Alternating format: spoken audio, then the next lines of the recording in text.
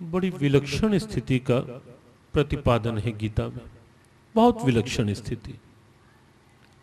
एक और ये ग्रंथ ये भी कहता है कि क्षण मात्र भी कर्म किए बिना कोई नहीं रह सकता, ना ही कश्चित क्षणमपि जात तिष्ठत्य कर्म कृत।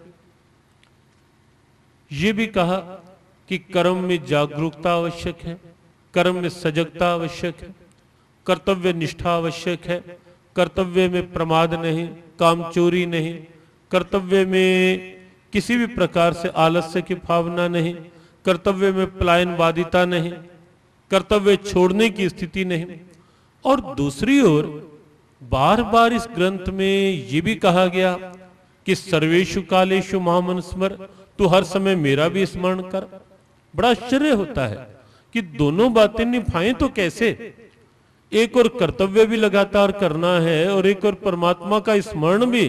भगवान कहते हैं ये नहीं कि तू प्रातः काल उठा, थोड़ी देर मेरा भजन कर लिया और उसके बाद मुझे भूल जाए, ऐसा नहीं भगवान चाहते। ये नहीं भगवान कहते कि तू पूजा को केवल मात्र एक स्थान तक सीमित कर दे, एक समय तक सीमित कर दे या एक परिस्थिति तक सीमित कर दे। भगवान ये नहीं कहते। और गीता में पूजा की जो स्थिति है वो ये मानी भी नहीं गई। गीता ने पूजा को केवल ये नहीं कहा कि थोड़ी देर आप मंदिर गए, जल चढ़ा लिया, प्रणाम कर लिया और आपकी पूजा पूर्ण हो गई। गीता कहती है नहीं। या थोड़ी देर के लिए आपने कोई ग्रंथ खोला, पाठ कर लिया और ग्रंथ बंद और आगे दिन भर में उसके बाद कोई ध्यान नहीं परमात्मा का।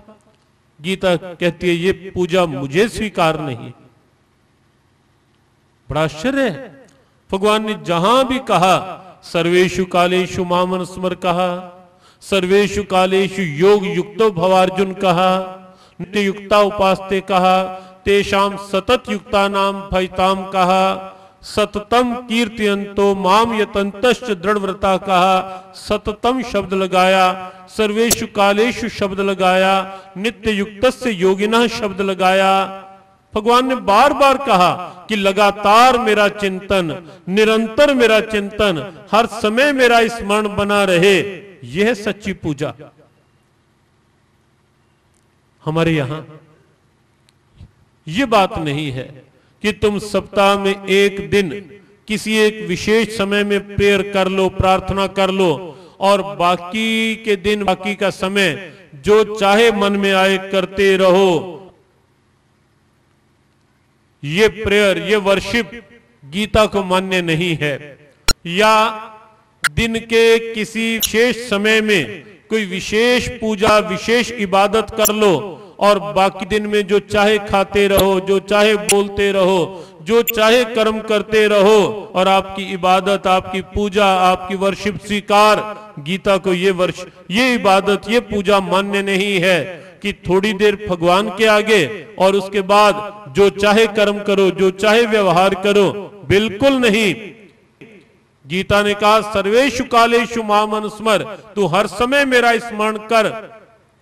लेकिन आश्चर्य ये लगता है कि हे नाथ, हर समय कर्म करें या भजन करें, भोजन बनाएं या माला लेकर के फेरें, ऑफिस में अपनी ड्यूटी करें या भजन करते रहें बैठ करके। बड़ा आश्चर्य होता है। और कई लोग प्राय भ्रमित हो जाते हैं कि ऑफिस में जाएं या ना जाएं या भजन करने बैठ जाएं, गीता की कौन सी बात माने। वस्तुतः दोनों बातें पूरक हैं, दोनों बातें एक साथ चल सकती हैं। जैसे आप जानते हैं कि रेल की दोनों पटड़ियां समानांतर होती हैं, पैरेलल होती हैं। रेलगाड़ी बहुत स्मूथली, बहुत सहज ढंग से चलते चलते गंतव्य तक पहुंच जाती है। दोनों पटड़ियां समानांतर, साथ साथ। बिल्कुल यही स्थिति धर्म और कर्म, परमात्मा का नाम और संसार का काम, दोनों को समानांतर चलाओ और चल सकता है यदि ये चिंतन स्वीकार कर लो कि मैं परमात्मा से अलग कभी नहीं हूं। एक बात, मेरे आराध्य, मेरे प्रभु हर समय मेरे पास हैं, हर समय मेरे साथ हैं। दूसरी बात, मैं कभी भी उनसे दूर नहीं, वो मेरे से दूर नहीं। इस चिंतन को स्वीकार कर लो।